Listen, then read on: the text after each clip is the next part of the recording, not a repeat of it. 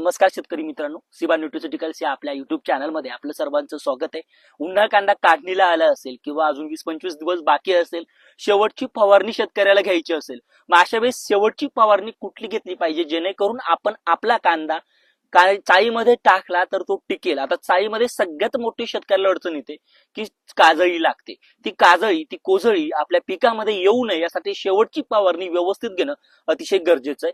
मग ह्या फवारणी सोबतच काही गोष्टींचा वापर केला तर नक्कीच त्याचा टिकाऊ जोपणा आहे कांद्याचा तोही वाढेल. बुरशीजन्य रोगांपासून आपल्या पिकाचा बचाव होईल असे काय नियोजन आपण करू शकतो, तर ह्याच काही गोष्टी मी तुम्हाला सांगणार आहे, ज्याची काळजी घेऊन आपण नक्कीच आपल्या पिकाचा बचाव चाळीमध्ये साठवणूक करताना करू शकतो. यामध्ये सगळ्यात पहिली एक फवारणी मी तुम्हाला सांगतोय. आपल्या कांद्याला काढणीस 20 ते 25 दिवस किंवा जे काही दिवस बाकी असतील यामध्ये शेवटची फवारणी जी आपण करणार असाल त्यामध्ये हीच फवारणी आपल्याला करायची.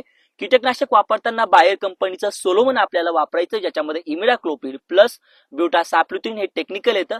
तर एका एकरासाठी 250 ml हे प्रमाण घेऊन, म्हणजेच काय 200 लिटर पाण्यासाठी 250 ml प्रमाण घेऊन आपल्याला ही फवारणी करायची आहे. सोबत तुम्हाला सिबा न्यूट्रिस्युटिकलचं जे फ्रूट सायझर मार्केटमध्ये भेटतं, ज्याच्यामध्ये ग्लुको पोटॅश आपल्याला 20% येतं, तर हे फ्रूट सायझर आपल्याला पुन्हा एकदा 400 ml घ्यायचं आहे. आणि त्याचसोबत बायरचं लुना एक्सपिरियन्स हे प्रोडक्ट वापरायचं, ज्याच्यामध्ये फ्लोपायरम प्लस टेबुकोनोझोल हे टेक्निकल येतात. तर हेही आपल्याला 250 ml घ्यायचंय. या तिघांची एकत्रित फवारणी आपल्याला आपल्या कांदा पिकावरती करायची. सोबतच आपल्याला एखादी पोटॅश ग्रेड वापरायची असेल तर 04847 या पोटॅश ग्रेडचा वापर आपण 1 किलो पर्यंत करू शकता. आणि फवारणी आपल्याला आपल्या कांदा पिकावरती करायची. एक चांगली स्टिकर यामध्ये वापरायची. सिबा न्यूट्रिस्युटिकलची जी AP80 मार्केटमध्ये स्टिकर भेटते, हिचा वापर केला तर खूप चांगला रिझल्ट आपल्या कांद्यामध्ये येईल. जे सोलोमन आहे त्याच्यामुळे आपल्या पिकावरती असणाऱ्या रसशक किडींचं नियंत्रण होईल. जे ग्लुको पोटॅश म्हणजेच काय, तर मी जे सांगितलेलं फ्रूट सायझर आहे याच्यामुळे कांद्याची साईज होण्यास मदत होईल व पोटॅश गेल्यामुळे कांद्याची टिकवण क्षमता सुद्धा वाढेल. 42-47 मध्ये फॉस्फरस येतं. दांडा जो बनलेला असतो त्याचा रस खाली उतरवण्यासाठी ही ग्रेड आपल्याला मदत करते. आणि सांगितलेलं लुना जे प्रोडक्ट आहे बुरशीजन्य रोगांपासून आपल्या पिकाचा बचाव करतं. कांदा साठवल्यानंतर चाळीमध्ये जो काजळीचं प्रमाण आपल्याला आढळतं तिथेही आपल्या पिकाचा बचाव होतो. आणि शेवटची गोष्ट, कांद्यामध्ये जे ड्रिप ऍप्लिकेशन आपण देतो यावेळी शेतकऱ्याचा गैरसमज असतो की पोटॅशयुक्त ग्रेड जर दिली तर अशा वेळेस कांद्याची जे सडीचं प्रमाण ते अधिक असतं. एक गोष्ट समजून घेणं, फॉस्फरस असेल किंवा पोटॅश असेल, जर ह्या ग्रेड आपण दिल्या तर नक्कीच आपल्या पिकामध्ये कुठलीही सडवणूक होणार नाही आणि काही आपल्या पिकाचं नुकसान होणार नाही. ही गोष्ट पहिल्यांदा लक्षात घ्यायची आहे. यासाठी एक गोष्ट रिकमेंड करतोय, सिबा न्यूट्रिस्युटिकलचं KMS, ज्याच्यामध्ये 23% ग्लुको पोटॅश आपल्याला भेटतं. सोबत मॅग्नेशियम ऑक्साईड 10% येतं. या ग्रेडचा वापर करायचा आहे. आता बाकी भरपूर साऱ्या ग्रेड मार्केटमध्ये त्यांच्याबद्दल काहीही नाही, पण चांगल्या रेटमध्ये चांगली रिझल्ट देणारी ही ग्रेड आहे. या ग्रेडचा वापर तुम्ही नक्कीच करू शकता. हिचा वापर करताना एकरी 5 किलो तुम्हाला घ्यायचे, पण ग्रेड दिल्यानंतर ती अपटेक झाली पाहिजे, ही महत्वाची गोष्ट आहे. आज जमिनीचा विचार केला तर बऱ्याच साऱ्या गोष्टी अपटेक होत नाही. मग यासाठी तुम्ही मल्टी K3 या पोटॅश अपटेकिंग बॅक्टेरिया तुम्ही इथं देऊ शकतात.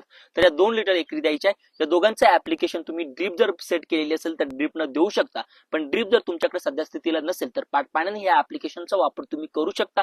जबरदस्त रिझल्ट भेटतील. तुम्ही साठवणूक केल्यानंतर तुमचा कांदा टिकेल सुद्धा. साठवणूक करताना काळजी घ्यायची, ज्यावेळेस तुम्ही सल्फरचा वापर करता तो करू शकता, पण सल्फर सोबत तुम्ही सिबा न्यूट्रिस्युटिकलचं डेसिकंट DP हे प्रोडक्ट जर वापरलं तर तुमचा जो कांदा आहे तो 6 ते 7 महिने आरामात चाळीत टिकेल. याच्यामुळे काय होतं, तर पहिली गोष्ट, कांद्यामध्ये आपण कांद्याची साठवणूक केली, वातावरणात बदलामुळे जी आर्द्रता कमी जास्त होते, त्या आर्द्रतेमुळे आपला कांदा खराब व्हायला लागतो. मग तो कांदा खराब होऊ नये, ती आर्द्रता शोषली गेली पाहिजे, यासाठी डेसिकंट DP काम करतं. दुसरी गोष्ट, काय होतं, कांदा सडायला लागतो, बॅक्टेरियांची लागण तिथं होती. मग त्या बॅक्टेरिया जे आहेत डेसिकंट DP मधल्या, त्या होणाऱ्या जी मर रोग असते किंवा सड रोग असते त्याला संपवण्याचं काम करतं. जो सडलेला कांदा तो जागेवरती वाळून जातो. मग अशा प्रकारे तिथेही आपलं नुकसान टळतं. मग अशा प्रकारे डेसिकंट DPचा वापर जो आहे तो 100 क्विंटल कांद्यासाठी तुम्हाला 10 किलो करायचा आहे. सोबत 10 किलो जर सल्फर वापरलं तर अतिशय जबरदस्त रिझल्ट तुम्हाला याचे भेटतील. आणि असं नियोजन करून तुम्ही 100% तुमच्या कांद्याची साठवणूक करू शकता आणि तुमचा कांदा 6 ते 7 महिने आरामात टिकवू शकतात. सांगितलेल्या 2-3 गोष्टी अतिशय महत्वाच्या होतात. पहिली गोष्ट, बुरशींपासून आपल्या पिकाचा इथं बचाव होतो. दुसरी गोष्ट, आपल्या पिकाची योग्य ती साईज होते. तिसरी गोष्ट, कांद्याची टिकवण क्षमता वाढते आणि कुठल्याही इन्सेक्टचा आपल्या पिकावरती प्रतिकार होत नाही किंवा अटॅक होत नाही. त्यामुळे आपण सगळ्याच गोष्टींमधून इथं बचाव करतो.